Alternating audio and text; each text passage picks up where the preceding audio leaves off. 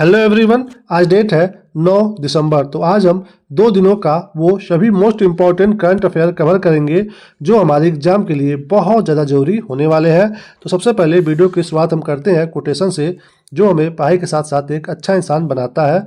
तो आज का कोटेशन है, समय जब न्याय करता है तो गवाहों की ज़रूरत नहीं पड़ती है।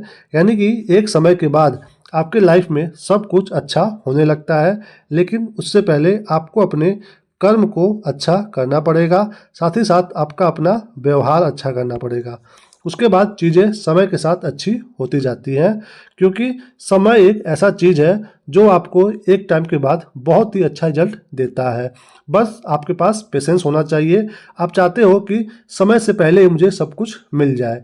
आप अपने प्रोसेस पे ध्यान दीजिए, कर्म करते रहिए, अच्छा व्यवहार रखिए, बाकी चीज़ें आपको समय पे सब कुछ मिलता रहेगा। ओके, यानी कि आपको सिर्फ कर्म करना है, फल की चिंता जल्दीबाजी में नहीं करनी है। ओके, तो कर्म करिए, बाकी सब कुछ समय पे छोड़ दीजिए। ठीक है दोस्तों, चलिए देखते हैं आज का सभी मोस्ट इम्पॉर्टेंट करंट अफेयर क्या क्या है। तो आज का सबसे पहला प्रश्न है कि भारत सरकार और एडीबी ने किस राज्य में जलवायु अनुकूल जल संचयन परियोजना के लिए $50 मिलियन के ऋण समझौते पर हस्ताक्षर किए हैं। यानी कि सिंपली आपको ये बताना है कि किस राज्य को एडीबी के द्वारा जल संचयन परियोजना के लिए मतलब ऋण मिलने वाला है। ठीक है, तो कौन से राज्य को मिलने वाला है दोस्तों? सामने यहाँ पे ऑप्शन है, तो ये मिलने वाला है मेघालय को। किसको मिलेगा? मेघालय को जल संचयन परियोजना के लिए। देखिए इसके बारे में दोस्तों, एशियाई विकास बैंक, जिसे हम लोग शॉर्ट में बोलते हैं एडीबी, ने मेघालय में जल संचयन प्रणाली की स्थापना और राज्य में जल सुरक्षा बढ़ाने के लिए कितना दिया है?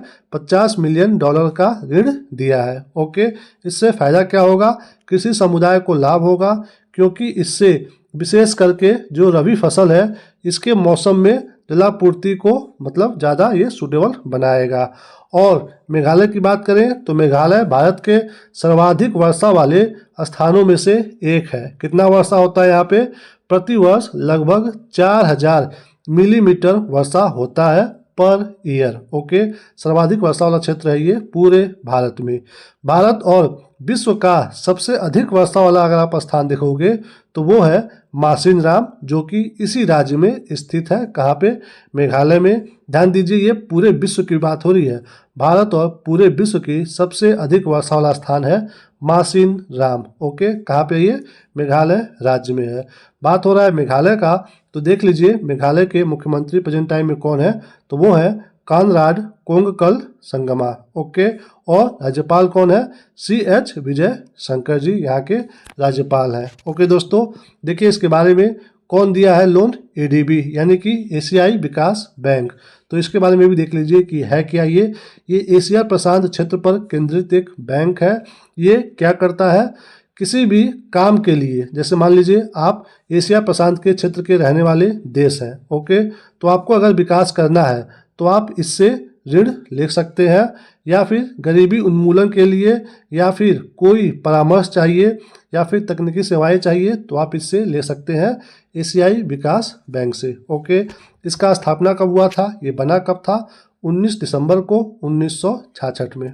और प्रेजेंट टाइम में इसके सदस्य कितने हैं? एडीबी के 69 देश है। और इसका सबसे मोस्ट इम्पॉर्टेंट मुख्यालय हेडक्वार्टर कहाँ पे है एशियाई विकास बैंक का? तो वो है मनीला में, जो कि फिलीपींस देश में स्थित है। ओके, तो ये ईयर और इसका हेडक्वार्टर आपके एग्जाम के लिए मोस्ट इम्पॉर्टेंट है। चलिए दोस्तों देखिए अगला प्रश्न। अगला क्या है? चर्चा में रहा सोनाई रुपई वन्य जीव अभ्यारण्य किस राज्य में स्थित है? ये अगर चर्चा में है तो हमारे एग्जाम के लिए मोस्ट इम्पॉर्टेंट है। तो पहले आपको ये बताना है कि ये किस राज्य में स्थित है। तो ये है दोस्तों कौन से राज्य में? असम में स्थित है सोनाई रुपई वन्यजीव अभ्यारण्य। दोस्तों देखिए इसके बारे में क्यों चर्चा में है ये, क्योंकि यहाँ पे क्या देखने को मिला है? Royal Bengal tiger. असम वन विभाग ने सोनाई रुपई वन्यजीव अभ्यारण्य में रॉयल बंगाल टाइगर का पहला फोटोग्राफिक साक्ष्य कैप्चर किया है। तो यहाँ पे जल्दी ये देखने को नहीं मिलते हैं, तो ये पहली बार देखने को यहाँ पे मिले हैं, तो इसलिए ये चर्चा का विषय बना हुआ है। दोस्तों ये 1998 में स्थापित हुआ था असम में। कितना इसका एरिया है? 175 वर्ग किलोमीटर। और दोस्तों ये कौन कौन से एरिया से ये घिरा हुआ है, तो ये अरुणाचल प्रदेश में जो गभोरू है और पंचनोई नदियां है, रोहता रिजर्व फॉरेस्ट है और कामेंग रिजर्व फॉरेस्ट, इससे घिरा हुआ है सोनाई रुपाई वन्यजीव अभ्यारण्य। ओके, इसमें दोस्तों 4 नदियां बहती हैं। कौन कौन सी? डोलसिरी, गभरू, गेलगेली और बेलसिरी। और इसमें एक आर्द्रभूमि भी है जो कि क्या नाम है उसका? भील। तो ध्यान देना है कि भील आर्द्रभूमि कहाँ पे है दोस्तों? ये असम राज्य में स्थित है। यहाँ से ये भी क्वेश्चन आपके एग्जाम में आ सकता है। तो ये बात हो रहा है दोस्तों सोनाई रुपाई वन्यजीव अभ्यारण्य का, जो कि कहाँ पे है? असम राज्य में स्थित है।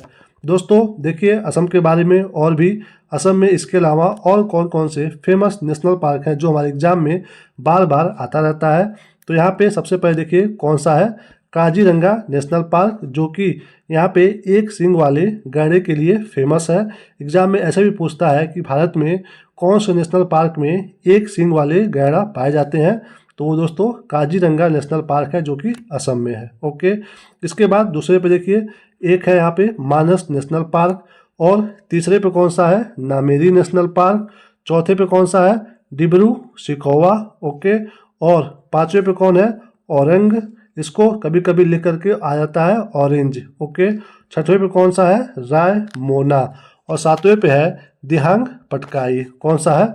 दिहांग पटकाई। तो ये सभी नेशनल पार्क हमारे एग्जाम में बार बार पूछे जाते हैं। तो ये सब कहाँ पे है?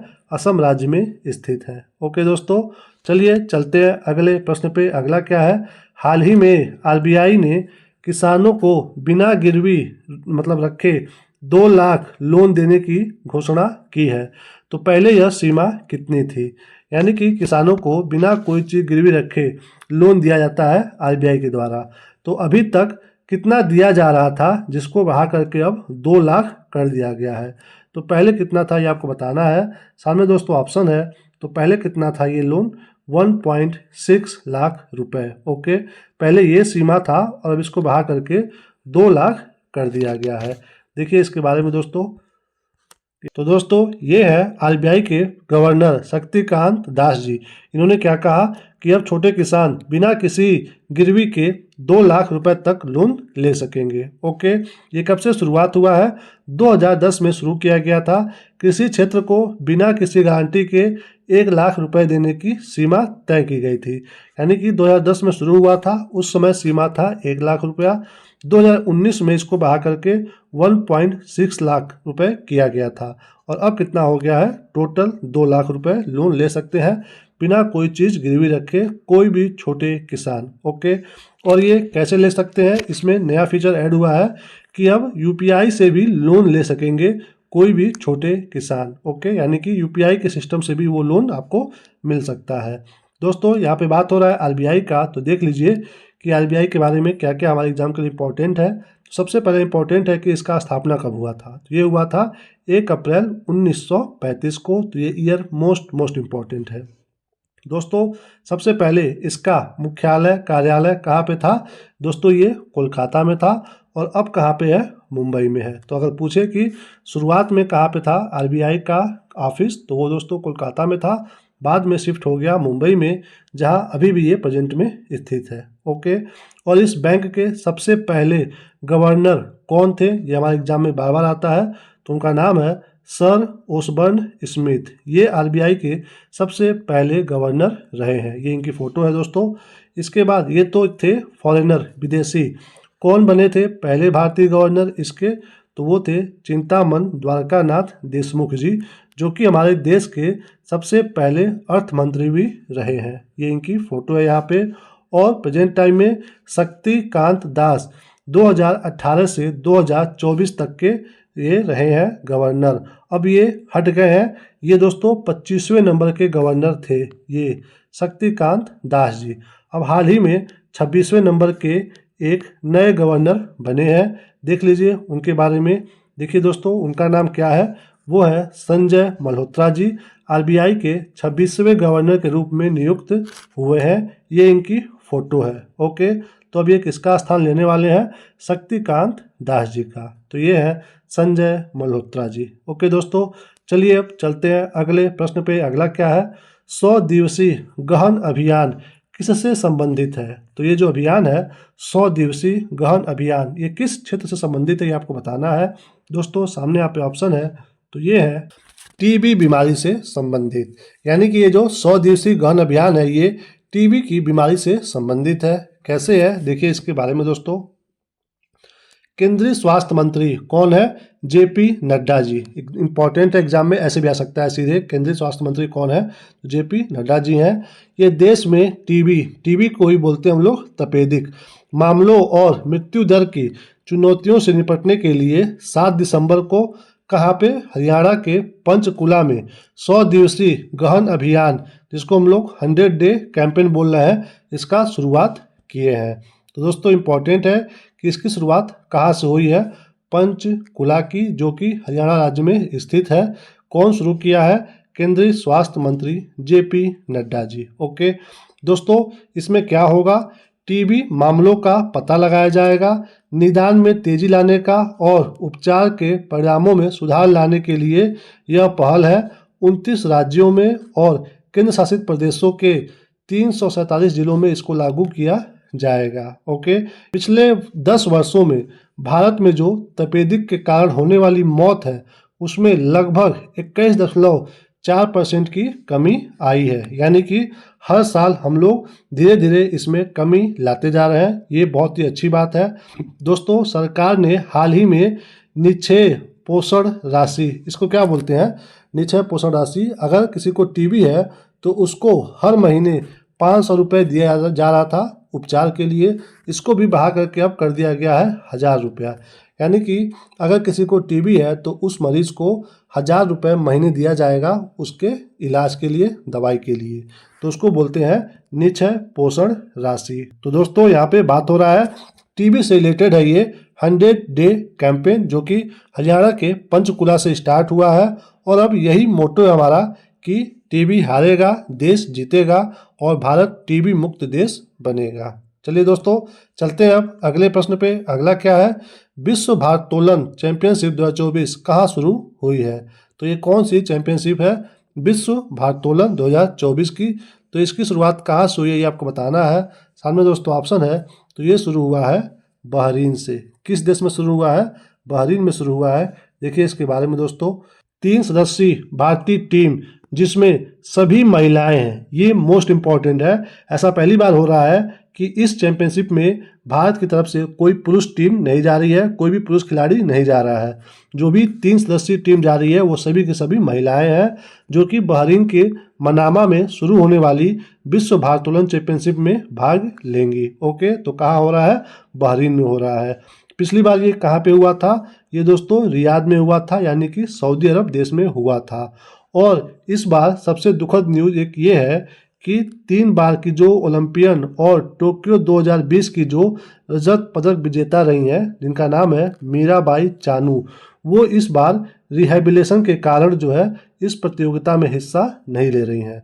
तो ये थोड़ा सा हमारे लिए सैड न्यूज़ है। बट जो 3 लोग जा रहे हैं यहाँ से, हमें उनका हौसला बढ़ाना है कि वो हमारे लिए मेडल लेकर के आए। तो बात हो रहा है, ये होने वाला है बहरीन में। तो बहरीन की राजधानी क्या है? मनामा, जहाँ पे ये होने वाला है। और इसका मुद्रा क्या है? तो वो है दिनार। किसका? बहरीन का। दोस्तों जब आप यहाँ पे देखोगे ये मैप में, सऊदी अरब, यूएई, कतर और इसके ऊपर छोटा सा है क्या? बहरीन। ये देखिए बड़े में दिखा रहा है यहाँ पे बहरीन को, और यहाँ पे इसका कैपिटल है, क्या नाम है? मनामा। यहीं पे ये होने वाला है इस बार का। तो ध्यान दीजिएगा इस मैप को भी। चलिए दोस्तों चलते हैं अब अगले प्रश्न पे।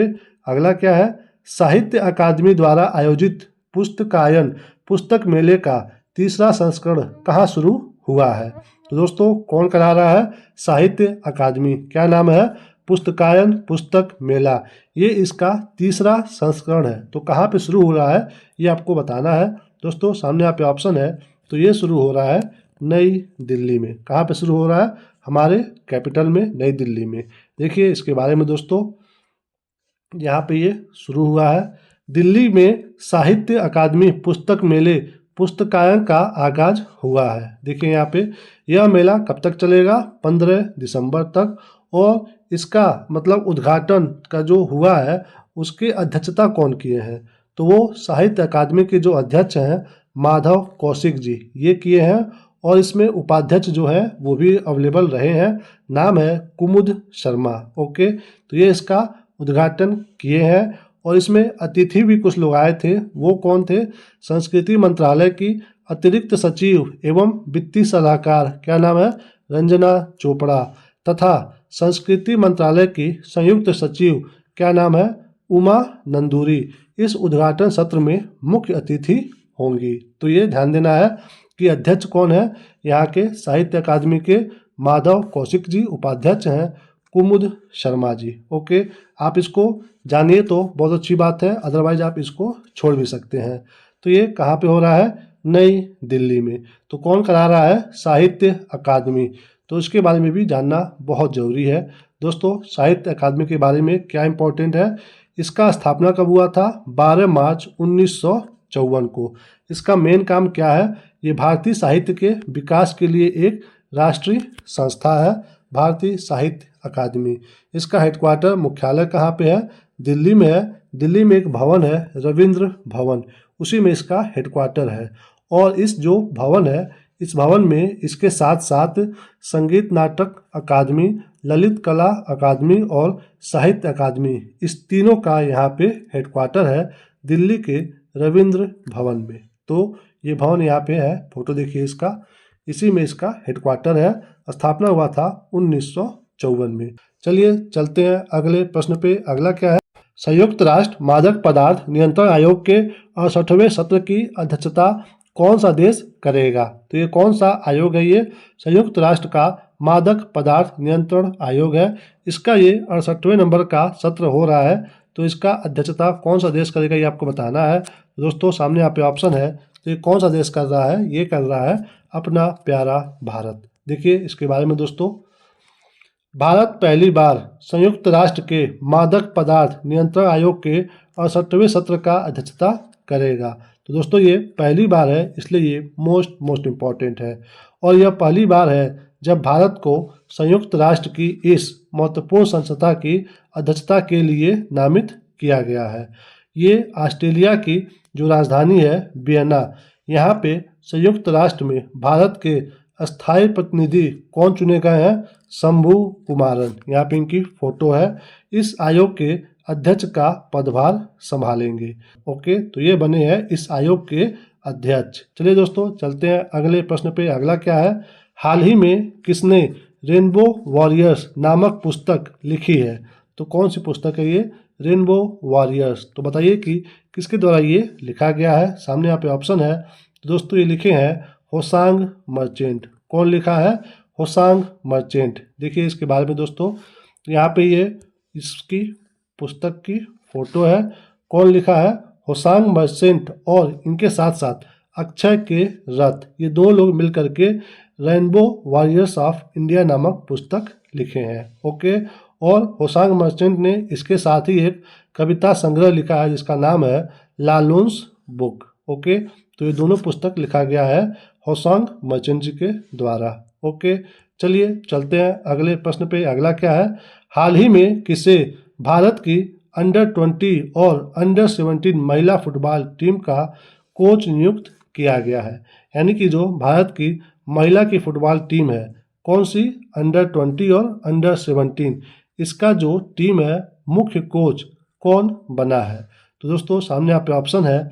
तो ये बने हैं जोकिम अलेक्जेंडर सन, ये बने हैं इसके कोच। देखिए इसके बारे में दोस्तों, ये इनकी फोटो।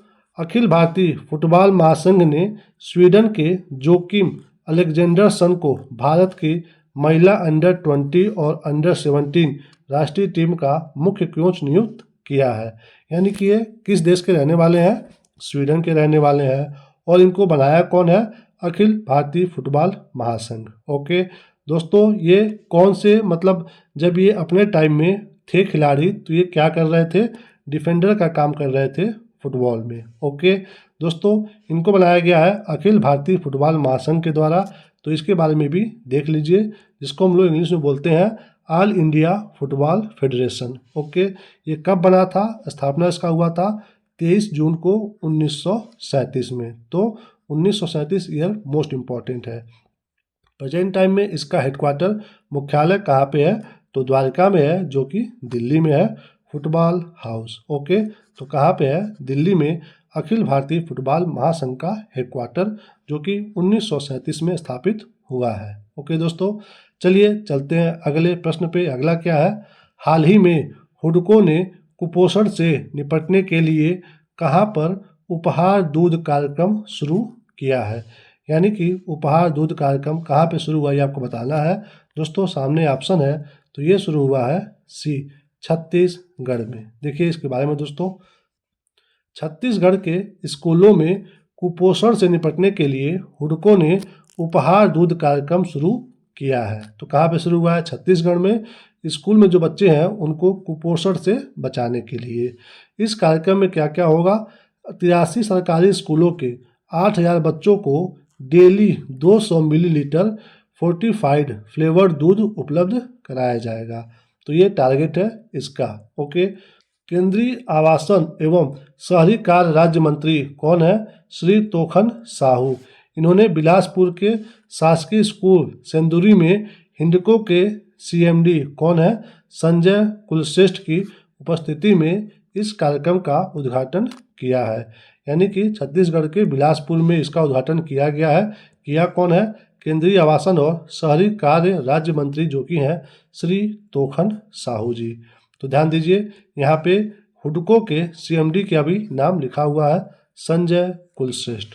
तो ये भी एग्जाम में आ सकता है, क्योंकि ये अभी चर्चा में है, हुडको। तो चलिए दोस्तों, यहाँ पे बात हो रहा है हुडको का, तो इसके बारे में भी देख लीजिए। इसके नाम में ही क्या पता चल रहा है, ये हाउसिंग और अर्बन डेवलपमेंट के लिए एक कॉरपोरेशन लिमिटेड है। ये एक नवरत्न कंपनी है भारत की। इसका उद्योग का फोकस है वित्तीय सेवाएं देना। स्थापित यानी कि इसका स्थापना कब हुआ था, 25 अप्रैल को 1970 में। प्रेजेंट टाइम में इसका हेडक्वार्टर मुख्यालय कहाँ पे है, नई दिल्ली में स्थित है। तो ये इम्पोर्टेंट है, क्योंकि अभी न्यूज़ में बना हुआ है। चलिए दोस्तों, इसी के साथ इस वीडियो को यहीं पे हम समाप्त करते हैं। Thank you for watching. इस वीडियो से आपकी थोड़ी सी भी जानकारी बढ़ी हो, थोड़ी सी भी, तो प्लीज़ चैनल को सब्सक्राइब जरूर करिए, वीडियो को लाइक करिए और दोस्तों में शेयर करके बताइए कि यहाँ पे बहुत अच्छा क्लास पढ़ाया जाता है। और जैसा भी आपको देखने के बाद लगा हो, अच्छा या बुरा, जो भी आपको फील हुआ हो, आप एक कमेंट करके हमें बता सकते हैं, क्योंकि आपका एक कमेंट हमें बहुत ही मोटिवेट करता है कि हम आपके लिए और अच्छा से अच्छा कंटेंट लेकर के आए। अपना ख्याल रखिए, मुस्कुराते रहिए। मिलेंगे हम आपको अगले वीडियो में, तब तक के लिए जय हिंद, वंदे मातरम।